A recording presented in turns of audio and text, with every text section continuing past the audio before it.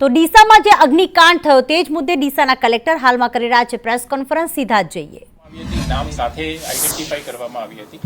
ત્યારબાદ દેવાસ જિલ્લાના જે 10 જેટલા મૃતદેહો છે એ એમના કલેક્ટર ઓફિસમાંથી જે ટીમ આવેલી હતી એમના મજિસ્ટ્રેટની હાજરીમાં ઓળખ કરાવી 10 જે મૃતકો છે અને એમ્બ્યુલન્સ મારફત દેવેશ જે એમનું જિલ્લામાં મૂળ વતન છે ત્યાં આગળ પોલીસ એસ્કોર્ટ સાથે અને મધ્યપ્રદેશ ડિસ્ટ્રિક્ટ એડમિનિસ્ટ્રેશનની ટીમ સાથે રવાના કરવામાં આવી છે. આ ઉપરાંત જે હરદા જિલ્લાના 8 જેટલા મૃતદેહો હતા એમની પણ એમના પરિવારજનોની હાજરીમાં ઓળખ કરાવી અને એમ્બ્યુલન્સ મારફત એમના જે મૂળ વતન છે ત્યાં આગળ રવાના કરવામાં આવ્યા છે. આ સમગ્ર જે પ્રક્રિયા હતી એમાં મધ્યપ્રદેશ જિલ્લાના માન્ય મંત્રીશ્રી, આઈજી અને ડીઆઈજી કક્ષાના સિનિયર અધિકારીશ્રી, મધ્યપ્રદેશ સરકારમાંથી સબ ડિવિઝનલ મજિસ્ટ્રેટશ્રી, ડીવાયએસપીશ્રી, તમામ જે ઉચ્ચ અધિકારીઓ છે અને પરિવારજનો દ્વારા જે ઓળખ કરવામાં આવી છે તે તમામ પરિવારજનો સાથે હતા. ચોક્કસથી એક આ જે ઘટના છે એ ખૂબ દુઃખદ ઘટના છે. જેના પરિવારમાં આ ઘટના બની હોય એના ઉપર જ વીતે અને એને જ સમજાય એટલે ક્યાંક ને ક્યાંક પરિવારજનોમાં આક્રોશ હોઈ શકે છે.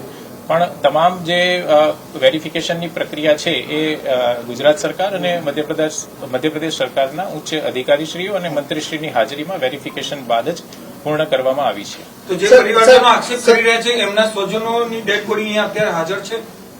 મેં આપને જેમ કીધું એમ કે જે પણ 18 મૃતદેહો મોકલવામાં આવ્યા છે તે તમામે તમામ જે મૃતદેહો છે એનું આઈડેન્ટિફિકેશન કરી લેવામાં આવ્યું હતું અને મધ્યપ્રદેશ જે સરકાર છે એની ડિસ્ટ્રિક્ટ એડમિનિસ્ટ્રેશનની ટીમ મજિસ્ટ્રેટ અને ડીવાયએસપી કક્ષાના અધિકારીઓ સાથે ડેડ બોડી લેવા માટે અહીંયા આવી હતી અને એમને એમ્બ્યુલન્સ સાથે ડેડ બોડી સુપ્રત કરવામાં આવી છે.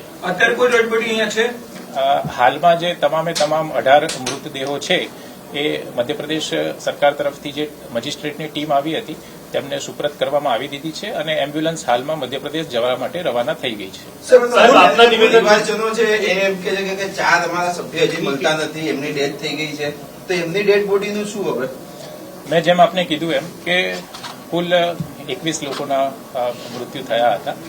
તેમાંથી 18 મધ્યપ્રદેશના હતા અને એક આપણે અહીંયા ગુજરાતના સ્થાનિક ભાઈ હતા એમનું મૃત્યુ થયું હતું અને 2 જે પરિવારજનો છે એમનો જે ડેડ બોડી છે એ અત્યારે એટલી બધી બોમ્બ જે બ્લાસ્ટ થયો ફટાકડાનો એના લીધે ઓળખી શકાય એવી પરિસ્થિતિમાં નથી. પરિણામે બંને જે મૃતદેહો છે એના ડીએનએ સેમ્પલ કલેક્ટ કરવામાં આવ્યા છે.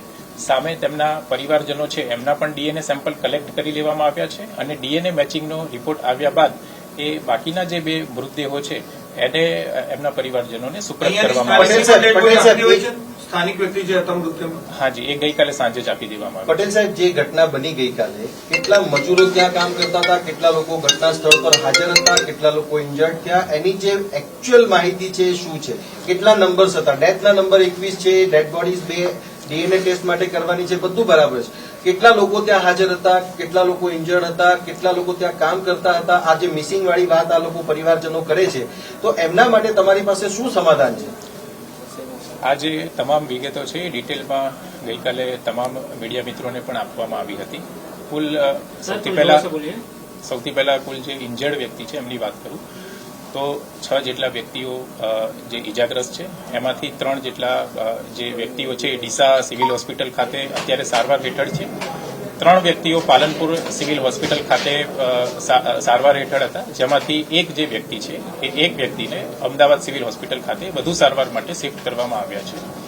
બાકીના જે 21 વ્યક્તિઓ છે એમાંથી જે 19 મૃતદેહો છે એમાંથી 18 મધ્યપ્રદેશના હતા અને જેમ મેં અગાઉ જણાવ્યું એમ મધ્યપ્રદેશ સરકારના અધિકારીઓની હાજરીમાં એમ્બ્યુલન્સ મારફત એમના મૃતદેહો એમના જે વતન છે જવા માટે રવાના થઈ ગયા છે. એક જે મૃતદેહ હતા એ આપણા ગુજરાતના સ્થાનિક હતા. ગઈકાલે સાંજે એમના પરિવારજનોને એ મૃતદેહ સોંપી દેવામાં આવ્યો હતો અને બાકીના જે 2 આપણને બોડી મળી છે કે જેનો ધડનો ભાગ ન હોવાથી બોડી આઈડેન્ટિફાઈ થઈ શકી નથી, તેમના ડીએનએ સેમ્પલ આપણે કલેક્ટ કરી લીધા છે. એમના પરિવારજનોના પણ ડીએનએ સેમ્પલ કલેક્ટ કરી દીધા છે અને ડીએનએ સેમ્પલનો રિપોર્ટ મેચ થયા બાદ જે એ બંને મૃતદેહ મળ્યા છે એ એમના પરિવારજનોને સુપ્રત કરવામાં આવશે. આ જે લોકો છે અત્યારે જે ફેમિલીઝ અહીંયા આવ્યા છે એમની જે ડિમાન્ડ છે એમની જે માંગણી છે એ બાબતે આપણે શું વિચાર કરી રહ્યા છે, કેવી રીતે એમને સમાધાન કરીશું એ બાબતે? અહીંયાથી દેવાસ ડિસ્ટ્રિક્ટ કલેક્ટર સાથે મારે વાત થઈ છે. ત્યાંની જે ડિસ્ટ્રિક્ટ કલેક્ટરની ટીમ છે એ પણ ત્યાંના ગ્રામજનો સાથે સતત ગઈકાલ સાંજથી જ સંપર્કમાં છે અને મધ્યપ્રદેશ સરકાર સાથે વાત થયા બાદ જ એમની જે ટીમ આવી હતી અને એમને જે રીતે નક્કી કર્યું હતું તે રીતે સબ ડિવિઝનલ મેજિસ્ટ્રેટ અને ડીવાયએસપીની જે ટીમ છે તેમના દ્વારા વેરિફિકેશન કર્યા બાદ તમામ જે મૃતદેહો છે એ મધ્યપ્રદેશ સરકારના કલેક્ટરની ટીમને સુપ્રત કરવામાં આવ્યા છે. સાહેબ એક મિનિટ, મૃતદેહ સરકારને શું કામ, પરિવારને કેમ નહીં? જયારે પરિવાર રસ્તામાં છે, પરિવાર એક વિડીયો રિલીઝ કરે છે કે અમે આવીએ છીએ અમારા સ્વજનનો મૃતદેહ લેવા માટે, આ કોઈ સરકારી પ્રક્રિયા તો હતી નહીં, કોન્ફિડેન્શિયલ કાગળ તો હતો નહીં કે તમે સરકારને હેન્ડઓવર કરો, પરિવારને કેમ નહીં? ચોક્કસથી આ જે એક દુર્ઘટના બની છે એમાં જે સરકારી પ્રોસિજર હોય એ સરકારી પ્રોસિજર પ્રમાણે એમના સંબંધી દ્વારા તમામે તમામ મૃતદેહોનું આઈડેન્ટિફિકેશન કરાવવામાં આવ્યું છે. આઈડેન્ટિફિકેશન દરમિયાન બંને જે રાજ્ય છે એની ઉચ્ચ અધિકારીઓ હાજર હતા અને જેમ મેં જણાવ્યું એમ ઘણો લાંબો સમયગાળો થઈ ગયો હતો, બોડી પણ ડીકમ્પોઝ થવા લાગી હતી. એટલે મધ્યપ્રદેશ સરકાર સાથે વાત કર્યા બાદ ત્યાંના કલેક્ટર ઓફિસની ટીમને સબ ડિવિઝનલ મેજિસ્ટ્રેટની હાજરીમાં જે તમામ મૃતદેહો છે એ સુપ્રત કરવામાં આવ્યા છે અને ત્યાંની કલેક્ટર ઓફિસની જે ટીમ છે એ પણ એમના સગા સંબંધીઓ સાથે સતત સંપર્કમાં છે. ડીસા સિવિલ હોસ્પિટલ જે છે, ડીસા સિવિલ હોસ્પિટલમાં કેટલા ડેડ બોડીઝ રાખવા માટેની જે કોલ્ડ સ્ટોરેજની વ્યવસ્થા છે? હાલમાં જે અમે ટેમ્પરરી વ્યવસ્થા કરી હતી એમાં તમામ જે મૃતદેહો છે એના પોસ્ટમોર્ટમ પણ અહીંયા કરવામાં આવ્યા હતા અને ત્યારબાદ બરફની પાટો લાવી અને જે વ્યવસ્થા હોય એ તમામ વ્યવસ્થા કરી તમામ મૃતદેહોને પીએમ બાદ અહીંયા આગળ સ્ટોરેજ કરવામાં આવ્યા હતા અને ત્યારબાદ એમને જે કોફિન વુડન બોક્સ કહેવાય એમાં એમ્બ્યુલન્સ મારફત તમામ મૃતદેહોને મધ્યપ્રદેશ એમના વતન રવાના કરવામાં આવ્યા છે. સાહેબ જે બેન આયા છે એનો છોકરો જ મૃત્યુ પામ્યો છે, જે ભાઈ આયા છે એના નાના 2 ભાઈ મૃત્યુ પામ્યા છે, તો ભાઈને ડેડ બોડી નહીં અને કલેક્ટરને ડેડ બોડી? જેમ મેં આપને કીધું એમ ચોક્કસથી કે આમાં એક ચોક્કસ પ્રક્રિયા હતી. એ ચોક્કસ પ્રક્રિયાને અનુસરીને તમામ જે મૃતદેહો છે એ એમના પરિવારના જ વ્યક્તિ દ્વારા આઈડેન્ટિફાઈ કર્યા બાદ બંને જે જિલ્લાની અધિકારીઓ હતા એ અધિકારીઓની હાજરીમાં વેરિફિકેશન કર્યા બાદ મૃતદેહો સુપ્રત કરવામાં આવ્યા છે. જે બંને જિલ્લામાં આપણે એમ્બ્યુલન્સ મારફત જે મૃતદેહો મોકલવામાં આવ્યા છે તેમાં બંને જિલ્લામાં એમ્બ્યુલન્સમાં એમના પરિવારજનો પણ સાથે બેઠા છે. દેવાસ જિલ્લા સાથે પણ એક સ્પેર એમ્બ્યુલન્સ મોકલવામાં આવી હતી, તેમાં પણ તેમના પરિવારજનો સાથે હતા અને જે હરદા જિલ્લાની જે એમ્બ્યુલન્સ મોકલવામાં આવી ત્યાં પણ એમના જે પરિવારજનો છે એ સાથે હતા. ચોક્કસથી કહી શકાય કે એક વખત પરિવારજન દ્વારા જ્યારે મૃતદેહ આઈડેન્ટિફાઈ કરવામાં આવ્યો તે બાદ જ આ આખી વિધિ છે એ પૂર્ણ કરવામાં આવી હતી અને ફરી એકવાર કહું છું કે મધ્યપ્રદેશ સરકારના મંત્રીશ્રી અને મધ્યપ્રદેશ સરકારના ઉચ્ચ અધિકારીઓની હાજરીમાં આ તમામ પ્રક્રિયા વિધિસર પૂર્ણ કરવામાં આવી છે. સર, ઇનલીગલ ફટાકડાની ફેક્ટરી આટલા સમયથી ચાલતી હતી, શું એની સામે શું એક્શન લેવાશે? આ ગઈકાલે બી મેં જેમ કીધું હતું તેમ પોલીસ વિભાગ દ્વારા અલગ અલગ ટીમો બનાવી આ અંગેની તપાસ ચાલી છે. આ ઉપરાંત પણ અલગ અલગ આમાં જેટલા પણ પાસાઓ છે તમામ પાસાઓની તપાસ હાલમાં કરવામાં આવી રહી છે. એસઆઈટીમાં જે એક્સપર્ટ હોવા જોઈએ ફાયર વિભાગના એ તો છે જ નહીં કે એમાં પોલીસ વિભાગ દ્વારા જે પણ પોલીસ વિભાગની અધ્યક્ષતામાં 5 લોકોની એક એસઆઈટી બનાવવામાં આવી છે અને હાલમાં વિવિધ અલગ અલગ જે પાસાઓ છે એમના દ્વારા એમની તપાસ કરવામાં આવી રહી છે અને જરૂર જણાય તો આ જે એસઆઈટી છે એ જે એક્સપર્ટ જે તે કહેવાય ફિલ્ડના એમનો પણ જો ઓપિનિયન લેવાની જરૂર પડે તો એમનો પણ ચોક્કસથી આમાં ઉપયોગ કરવામાં આવશે. ફેક્ટરી ચાલતી હતી તો શું એસડીએમ સહિત બીજા પણ જે પણ જવાબદાર અધિકારીઓ છે જવાબદાર અધિકારીઓ સામે પણ પગલાં લેવાશે કે ખાલી નાના વ્યક્તિઓ જ આમાં દોષિત ગણાશે? 15 દિવસ પહેલા જયારે ટીમ ગઈ હતી પોલીસ અને મામલતદારની ત્યાં માત્ર ત્યાં જ્યાં ફટાકડા પડ્યા હતા પરંતુ એ લોકો ફટાકડા જોયા અને એવું કહી રહ્યા છે કે ત્યાં ફટાકડા હતા જ નહીં. મેં ગઈકાલે પણ જેમ કીધું હતું એમ જે આ 2021માં ફટાકડા સ્ટોરેજ માટેનું લાયસન્સ એમને આપવામાં આવેલું હતું અને ડિસેમ્બર 2024માં એમનું લાયસન્સ એક્સપાયર થયું હતું. ત્યારબાદ એમને લાયસન્સ રિન્યૂ કરવા માટેની અરજી કરી હતી અંદાજિત 15મી માર્ચની આજુબાજુ અમારી પોલીસની ટીમ અને જે એક્ઝિક્યુટિવ મેજિસ્ટ્રેટ કહેવાય એમની ટીમ દ્વારા સ્થળ તપાસ કરવામાં આવી હતી. સ્થળ તપાસ દરમિયાન ફોટોગ્રાફી અને વિડીયોગ્રાફી પણ કરેલી હતી. એ ફોટોગ્રાફી અને વિડીયોગ્રાફી દરમિયાન સમગ્ર જે પ્રિમાઇસીસ છે, સમગ્ર જે ગોડાઉન છે એ ખાલી હાલતમાં હતું. ત્યારબાદ એ વિઝિટ બાદ કદાચ છેલ્લા 15 દિવસમાં ગેરકાયદેસર રીતે કોઈ જથ્થાનો સંગ્રહ કરી અને જે તે ઇસમ દ્વારા આવી પ્રવૃત્તિ કર્યા હોવાનું ધ્યાનમાં આવે છે. ધન્યવાદ. હવે તમે એમ કીધું કે 2021માં લાયસન્સ આપ્યું હતું, 2021માં લાયસન્સ આપ્યું હતું. સ્ટોરેજ કેપેસિટી કેટલી હતી, કેટલા જથ્થા સુધી એ સ્ટોર કરી શકતો હતો મટીરિયલ? આપણે મેં જેમ આપને કીધું એમ કે ડિસેમ્બર 2024માં લાયસન્સ ઓલરેડી એમનું એક્સપાયર થઈ ગયું હતું. ત્યારબાદ લાયસન્સ રિન્યુ કરવામાં આવેલું ન હતું, એટલે જે પણ જથ્થો હતો એ તમામે તમામ ગેરકાયદેસર રીતે સંગ્રહ કરેલો હતો.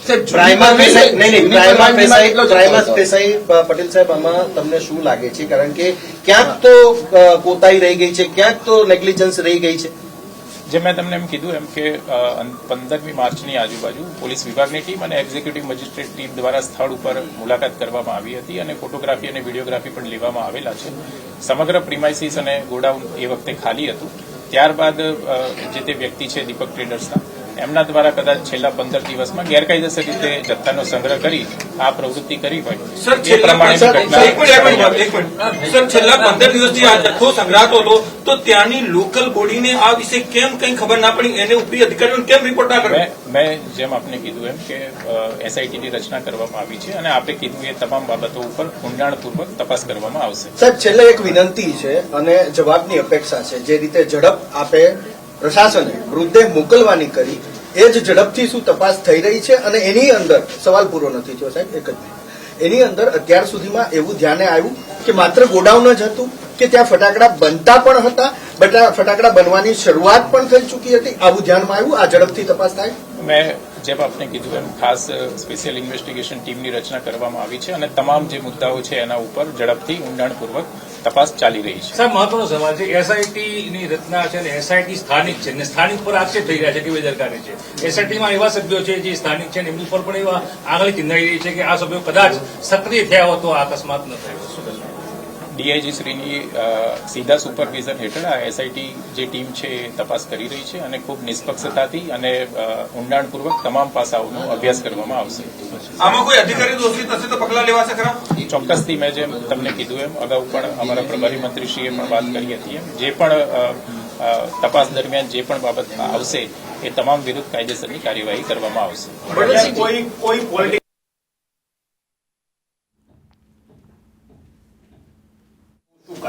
મેં જેમ આપને કીધું એમ કે એસઆઈટી દ્વારા તમામ જે બાબતો છે એના ઉપર અત્યારે ઊંડાણપૂર્વકની તપાસ ચાલી રહી છે.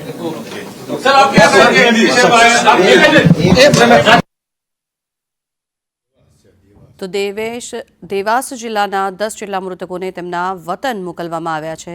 વહેલી સવારથી જ એમ્બ્યુલન્સની તૈયારીઓ કરવામાં આવી હતી. સાથે જ પોલીસ અને ડીવાયએસપીનો કાફલો પણ ત્યાં તૈનાત રહ્યો હતો અને પોલીસના ચુસ્ત બંદોબસ્ત વચ્ચે આ મૃતદેહોને વાપસ તેમના વતન મોકલવા માટેની કાર્યવાહી કરવામાં આવી રહી છે. ત્યારે હરદા જિલ્લાના 8 મૃતદેહોની પણ ઓળખ કરાઈ છે. ત્યારે સૌથી મોટો પ્રશ્ન અહીંયા થઈ રહ્યો છે કે જ્યારે મૃતકના પરિવારજનો ડીસા ખાતે પહોંચી ગયા છે ત્યારે શા માટે મૃતદેહને ત્યાં રાજ્યમાં જ સોંપવામાં આવી રહ્યો છે તેને લઈને પણ પ્રશ્ન ઉઠ્યા.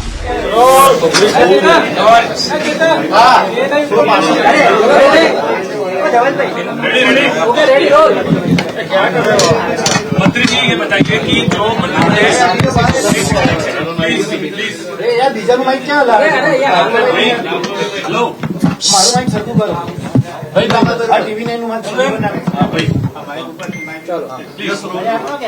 मंत्री जी ये बताइए कि जो अभी परिजन आए हैं और सुबह से आक्रांत कर रहे हैं, उनका स्पष्ट तौर पर यह आरोप है कि डेड बॉडीज उनकी जान के बिना यहां से ले गई हैं. आप एक संवेदनशील मंत्री हैं मध्य प्रदेश सरकार के, आप इसे कैसे देखते हैं, कितना गंभीर इसे मानते हैं? देखिए, मध्य प्रदेश की सरकार और गुजरात की सरकार बहुत ही संवेदनशील सरकार है. जब इस घटना की जानकारी मध्य प्रदेश के मुख्यमंत्री जी को चलती है और उन्होंने मुझे 3 बजे करीब निर्देश किया है, उस समय हमारी कैबिनेट की बैठक चल रही थी और उन्होंने कहा कि गुजरात के अंदर कोई घटना घटी है और मध्य प्रदेश के लोगों के साथ घटना घटी है और मैं वहां से चलकर रात को 3 बजे आया हूं।